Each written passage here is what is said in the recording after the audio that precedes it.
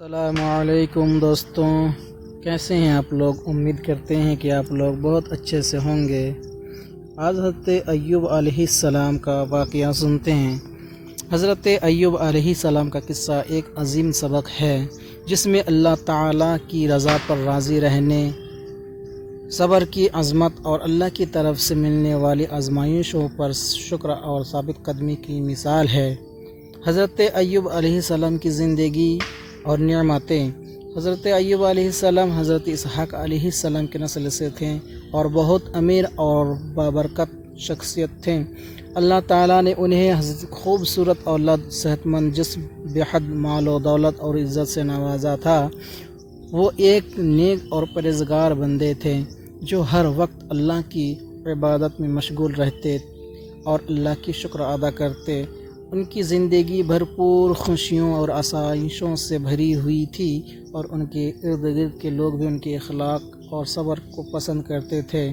آزمائش کا آغاز اللہ تعالیٰ نے حضرت ایوب علیہ السلام کی صبر اور ایمان کا امتحان لینے کا فیصلہ کیا اور ان پر کئی آزمائش نازل کی گئی۔ پہلے ان کی ساری دولت ختم ہو گئی۔ حضرت ایوب علیہ السلام کے پاس سینکڑوں جانور تھے، بڑی بڑی زمینیں تھیں اور بے شمار خدام تھے، مگر یہ سب آہستہ آہستہ سب تباہ ہو گیا۔ ان کے باوجود حضرت ایوب علیہ السلام نے صبر کیا اور اللہ کا شکر ادا کرتے رہے۔ پھر ان کے بچے ایک حادثے میں وفات پا گئی۔ یہ ایک بہت بڑی آزمائش تھی، مگر حضرت ایوب علیہ السلام نے پھر بھی اپنے دل کو اللہ کی رضا پر راضی رکھا اور کہا، اللہ نے دیا تھا، اللہ نے لے لیا۔ بیماری کا امتحان۔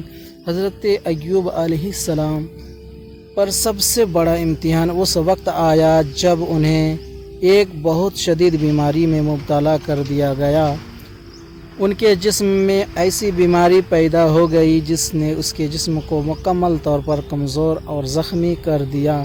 ان کے گوشت میں زخمی ہو گئی اور ان کے بیماری سے بدبو آنے لگی، جس کی وجہ سے لوگوں نے ان سے دوری اختیار کر لی۔ ان کے گھر والے، دوست، حتیٰ کہ ان کی بیوی کے علاوہ وہ تمام لوگ انہیں چھوڑ کر چلے گئے۔ حضرت ایوب علیہ السلام کی حالت بہت خراب تھی، مگر انہوں نے کبھی اللہ سے شکایت نہیں کی۔ انہوں نے اپنے دل میں یہ سوچا کہ اگر اللہ نے انہیں صحت دی تھی تو اب بیماری بھی اسی کی طرف سے ہے اور یہ بھی اسی کی رضا ہے۔ وہ اس حال میں بھی اللہ کا شکر ادا کرتے رہے اور صبر کے دامن کو کبھی نہ چھوڑا۔ حضرت ایوب علیہ السلام کی دعا اور اللہ کی رحمت۔